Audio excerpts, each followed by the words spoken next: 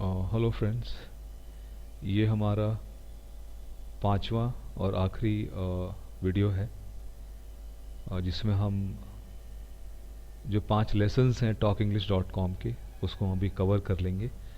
ये पांचवा जो वीडियो है ये स्टडी मेथड के बारे में है कि कैसे सीखें।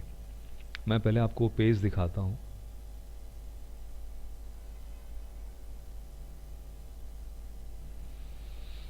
और इसके आधार पर जो मैंने प्रेजेंटेशन बनाया है मैं वहीं से आपको ये चीज़ शेयर करने की कोशिश करता हूँ।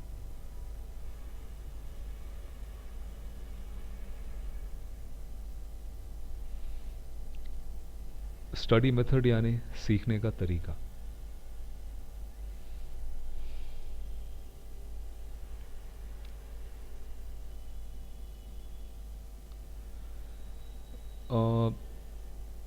इस वीडियो से पहले मैं इस पेज को खुद पढ़ रहा था, रिवाइज कर रहा था, और वहाँ पर राइटर ने डिस्कस किया कि इंग्लिश सीखने का सही तरीका क्या है।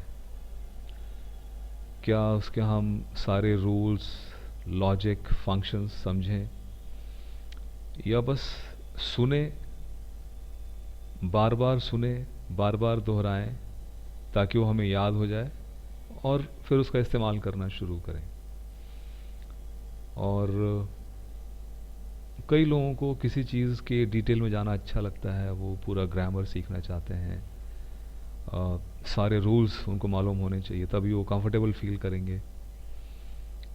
तो talkenglish.com के हिसाब से और मेरे हिसाब से भी हम अगर ये सोचें कि एक छोटा बच्चा इंग्लिश कैसे सीखता है, क्या वो ग्रामर पढ़ता है, क्या वो किताब देख के पढ़ता है। एक छोटे बच्चे की जो इंग्लिश, कोई भी भाषा सीखने की प्रक्रिया है वो ये है कि वो अपने माँ बाप को बार बार बोलते सुनता है, देखता है। जब माँ उसके चेहरे के बहुत पास जाकर कुछ बोलती है तो वो अपने माँ के आर्टिकुलेशन को भी देखता है, और वहीं से फिर वो लाला, मामा, ताता बोलना शुरू करता है। तो क्या इस बच्चे को लाला बोलने से पहले, ताता बोलने से पहले क्या क ख ग घ सिखाया जा चुका है? क्या उसको ग्रामर मालूम है? मगर फिर भी बच्चा बोल पाता है।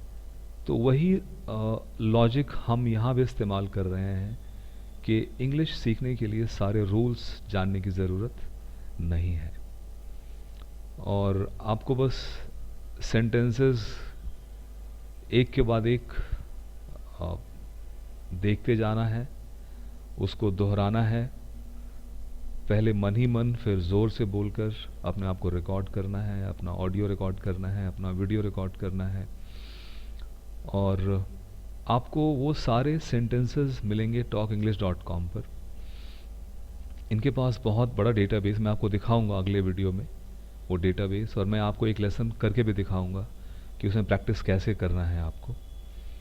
तो बेसिकली आपको इंग्लिश को इतनी बार दोहराना है कि आपको याद हो जाए। आप कृपया इस बात को ध्यान दें, रीडिंग एक स्किल है, राइटिंग, लिसनिंग, ये भी अलग अलग स्किल्स हैं, और स्पीकिंग भी एक अलग स्किल है। तो आप जिस स्किल को मास्टर करना चाहते हैं आपको उसी स्किल को प्रैक्टिस करना होता है।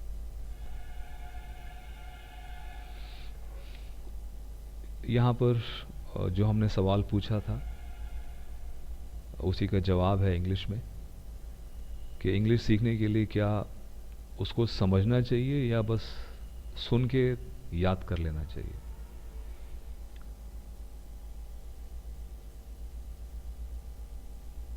आगे चलते हैं।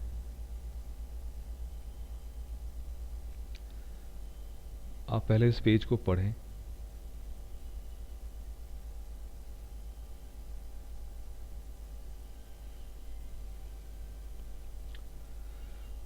जब आपसे कोई आपकी मातृभाषा में पूछता है किसी भी चीज़ के बारे में, तो आपको जवाब देने में कितना वक्त लगता है? इसका जवाब है कोई वक्त नहीं लगता, आप तुरंत बोलना शुरू कर देते हो। और वो इसलिए है क्योंकि अपने आप को एक्सप्रेस करने के लिए जिन शब्दों की और जिन वाक्यों की आपको आवश्यकता है वो आप पहले ही आप जानते हैं, तो आप धड़ाधड़ बोलना शुरू कर देते हैं बिना सोचे, बिना रुके। तो इंग्लिश भी वैसे ही आपको आनी चाहिए कि आप बिना सोचे, बिना अटके बोल सकें। और इसके लिए आपको प्रैक्टिस करना है उन सेंटेंसेस के साथ जो कॉमनली यूज्ड हैं। कॉमनली यूज मतलब जो अक्सर इस्तेमाल में होते हैं रोज़मर्रा की ज़िंदगी में, बातचीत में, बोलचाल में। हमने इसको देखा था, इसको कलोकियल इंग्लिश बोलते हैं। और talkenglish.com ये दावा करता है कि उसके साइट के ऊपर जो डेटाबेस है सेंटेंसेस का, उसमें एक भी आलतू फालतू सेंटेंस नहीं है, उटपटांग बात नहीं है। और ये जो आखिरी स्लाइड है इस प्रेजेंटेशन का, वो है कि क्या हम टीवी न्यूज़ सुनकर या न्यूज़पेपर अखबार पढ़कर इंग्लिश बोलना सीख सकते हैं। तो अभी जो मैंने आपसे शेयर किया था कि लिसनिंग एक स्किल है और स्पीकिंग एक स्किल है। तो अगर आप ज़्यादा सुनेंगे तो आप सुनने में अच्छे हो जाएंगे, बोलने में अच्छे होंगे या नहीं होंगे नहीं पता। और न्यूज़पेपर के बारे में ये सवाल पूछा है राइटर ने कि अगर आप एक इंग्लिश न्यूज़पेपर की भाषा को बार बार पढ़ते हैं, बार बार पढ़ते हैं, क्या उस भाषा का इस्तेमाल रोज़मर्रा की ज़िंदगी में होता है। आप भी जानते हैं जवाब कि नहीं है। इनफैक्ट जो हिंदी अखबारों की भाषा है वो भी हम रोज़मर्रा की बातचीत में इस्तेमाल नहीं करते। तो इसलिए टीवी न्यूज़ और न्यूज़पेपर रोज़मर्रा की बातचीत सीखने के लिए अच्छे साधन नहीं समझे जाते हैं। यही इस प्रेजेंटेशन का उद्देश्य है।